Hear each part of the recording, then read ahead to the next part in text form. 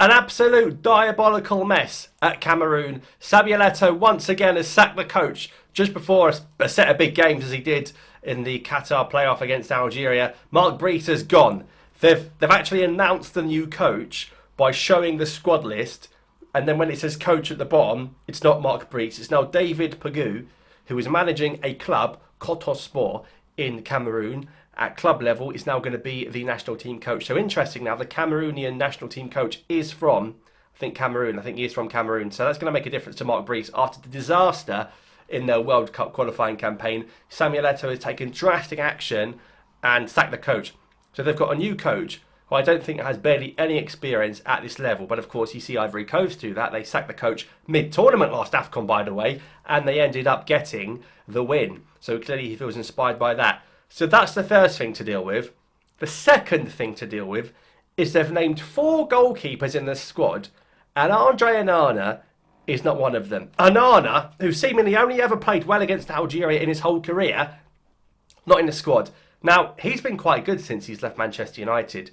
I think there's a lot of pressure at Manchester United. He's gone to Trabzonspor in Turkey, and of course Onana did play in those World Cup games, and he played the game against Congo. Onana's not in.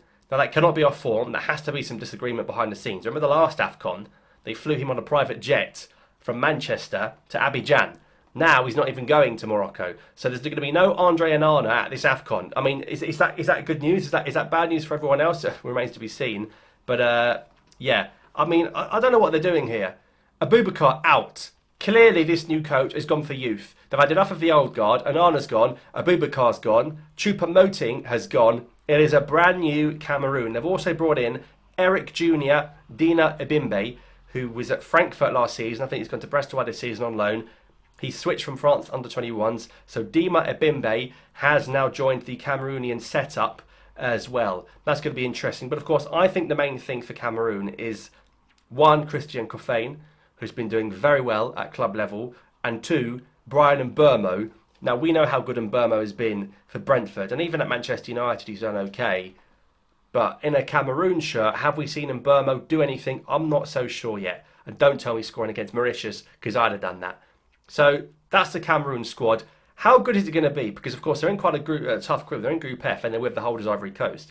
You're probably going to lose to them, I'd say. But the other 2 games are winnable. I think a Gabon in there. I think they might be able to do something.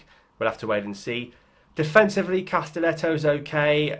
Tolo, there's some guys there that have played AFCONs before, but there's also some young guys, like especially Dina and Bimbe in the middle, that have not before. Carlos Baleba.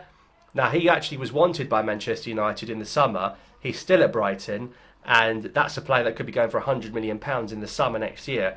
But Baleba, again, has got to step up for Cameroon. There's another one like Mbeumo that seems to do really well at club level. When it comes to the international performances, not quite there. The attack just looks really different without Abubakar and Choupo-Moting. It's all of a known, really. Danny Namoso, who hasn't really set the Portuguese league on fire since going there, born in the UK. I think he's English origin, playing for Cameroon. Magri's in there. Etta Ayong, who's really had a good start to his club career. He's quite young, he's in there. And Kudu and Basagog, they're the old guard. And they've got to really coach those younger players. I know Burmo's not that young, but he's relatively inexperienced compared to all the others. Listen, Cameroon are the shocking World Cup qualifying campaign. And not just talking about the Congolese situation.